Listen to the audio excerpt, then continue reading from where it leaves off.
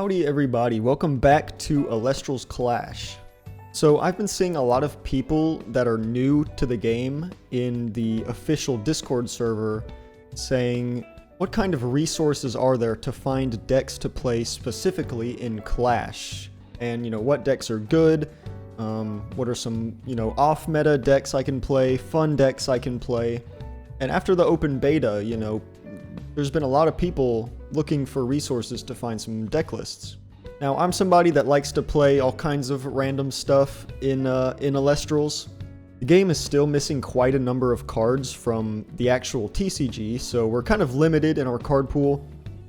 But these are 3 fun ones that I've been having a blast playing. Just take it with a little grain of salt that I've only made it to silver rank so far, because I haven't really been playing that much. So the first deck we're going to be talking about is a personal favorite of mine. If you're a fan of the channel, you know it already. It's Phosvocell. It's my boy.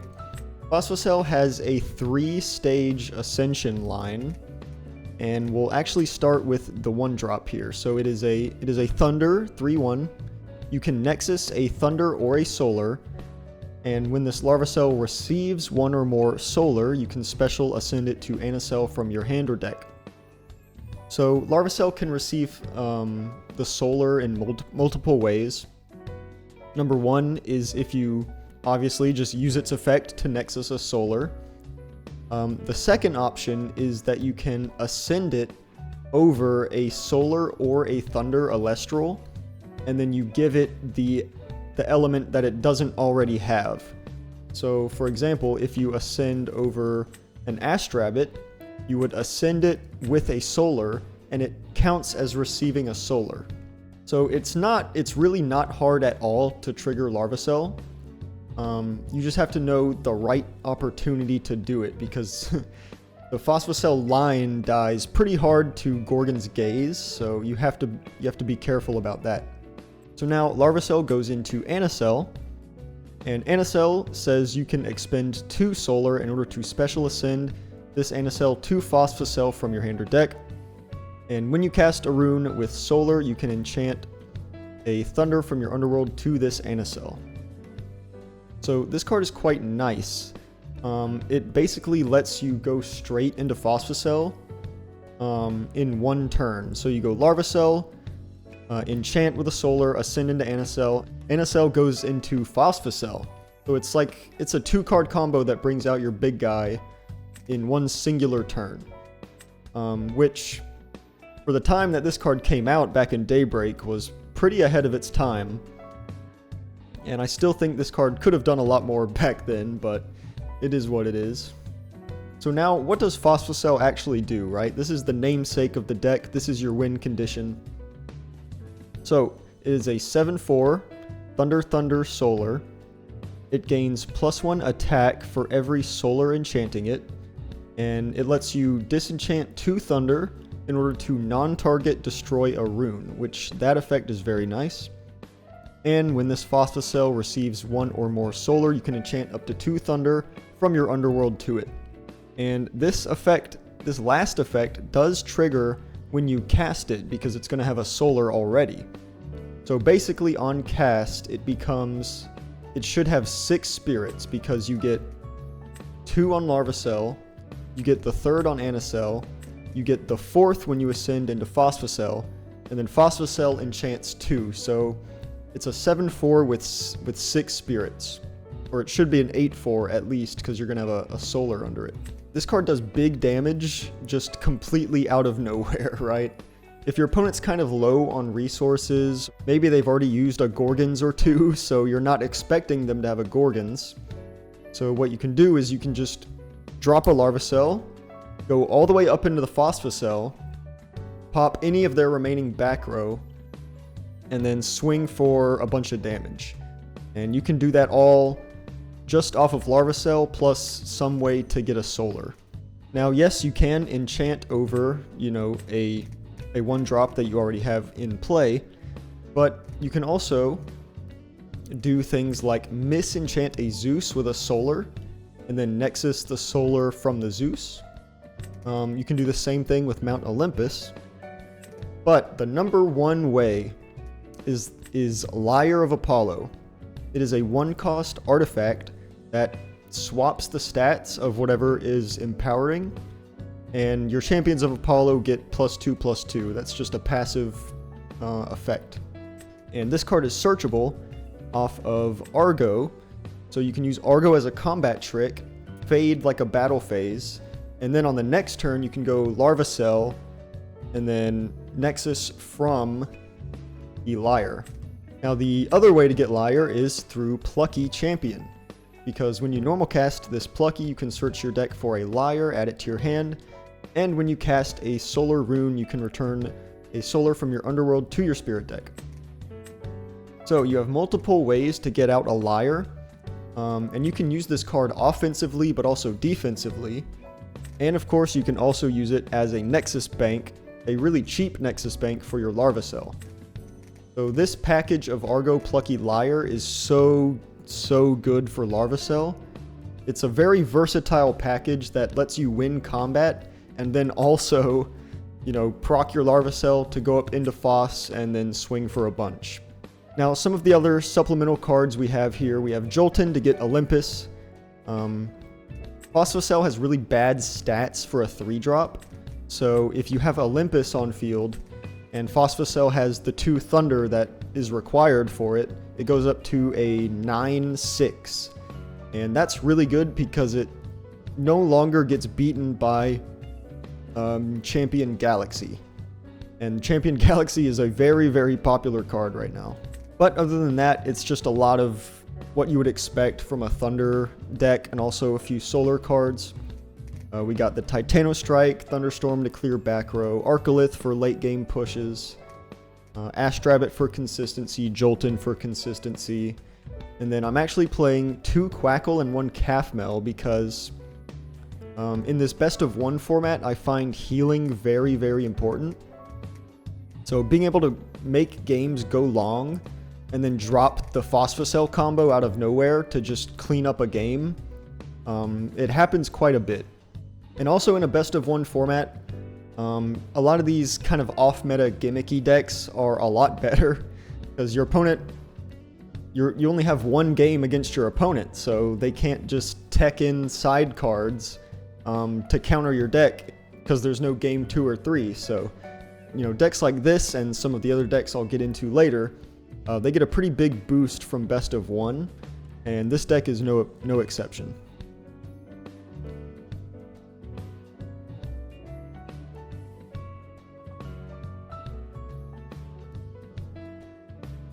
And next up, we have a new favorite deck of mine, which is Ankyolsurge. Now, I gave this deck pretty much no attention at all in the TCG, but it is one of the few, kind of fun off-meta decks you can play in Clash right now, so I gave it a try. I also pulled the full art. That may or may not have had something to do with it. But the main gist of Ankyolsurge, let's go down to the 1-drop first. So we have Ankyolsurge.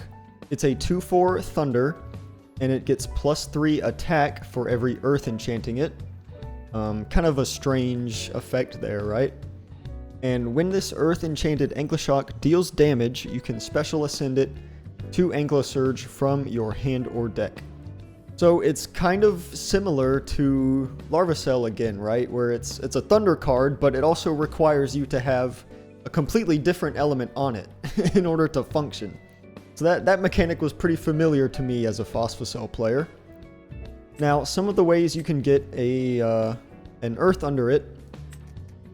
Number 1 is you can Nexus to it with cards like Bloom, Altar of Stars, Equilinx is in here as well. So you do have multiple ways to get an Earth on it from a Nexus. Again, you can also just ascend it over something that is Earth enchanted already, so then it becomes Earth. And then if it survives, you can play it, maybe like fade a battle phase with a shield or something, and then just re-enchant it, right? So Ankyolsurge plus shield is a pretty good combo, because you can just play this, bounce their guy, their field is wide open, you re-enchant Ankyolsurge, and then now you can attack, and then deal the damage you need to use the effect. It's really not that difficult to get the Thunder under the Ankyolsurge. Now, what does it go into? It is Ankyolsurge. It is a Thunder Earth. 6/8 on a 2-drop is crazy stats, by the way. You can draw a card for each Thunder and Earth, enchanting this Ankyolsurge, then discard that many cards. So if you go into Ankyolsurge through the shock, it should have 3 spirits under it, because this is going to have 2. You attack, deal 2 damage, and then you go into Ankyolsurge, it gets a 3rd spirit, and then you swing for another 3. So on an empty board, this combo does 5 damage, which is great. So you should be able to, each turn, cycle 3 cards. So you draw 3, discard 3. Now, how good that is depends on the size of your hand, right? If you have a bunch of cards in your hand that you don't really want to use right now, you can very freely just discard those and then keep all of the good ones that you draw. And this deck can also play power 1-ofs like Rise from the Ashes and Arcolith, because off of Ankyolsurge they are very easy to draw into. So you can like Ankyolsurge, you know, draw Rise and Arcolith, discard the Arcolith, and then Rise back the Arcolith, and now Arcolith is like 5 spirits. This is 3 spirits, so now you have 8 damage on board. And that's... it gets pretty crazy when things like that happen. So that's kind of how the Ankyolsurge portion of the deck works. It's pretty nice to just be able to swing, deal damage, ascend into this guy, deal even more damage, and then every turn that this card survives, you can just filter your hand and get exactly the cards that you want to see. I also forget to mention the 1-of Earthquake. That comes up a lot. Some other cute synergies we have is cards like Clovey. Because this deck is very Earth Nexus focused, having cards that have Earth receive effects are very good. There was times where I would play a Clovey and then draw like 3 cards off of it before it died, because I could use cards like Bloom, Alter, right? If you have Fulloy Forest on board, every Earth this receives just makes it even fatter of an ass. Another one is Mudlet. When this Mudlet receives a Earth, you can change the position of an Elestral. This is really great because it's a very weird interaction on your opponent's turn. This game doesn't have a lot of Elestral interaction on the opponent's turn, but this is one of the few cards that does. And it actually came up one game. I was against Waspivy. They played Waspivy through the 1-drop, so it was unaffected by counter runes. But I had Bloom Mudlet, so I Bloom Nexus off Demeter onto the Mudlet, swapped their Waspivy to defense, and then next turn I was able to swing over it. Really, really powerful effect. Can really catch your opponent off guard and win combat like crazy. Other than that, this deck is full of just good stuff, right? We got Rabbit, we got Viscerus, we got Jolton to search our forest, we got Equilinx, crazy card, we got the full back row suite. It's a really solid deck. It's really fun. I was really surprised how competent it was when I played it. I'm gonna be honest. You can see my win rate is 11-3.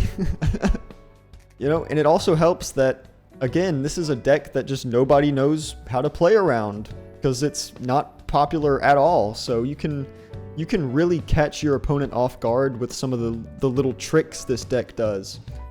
And Ankyolsurge lets you put out crazy damage in one turn.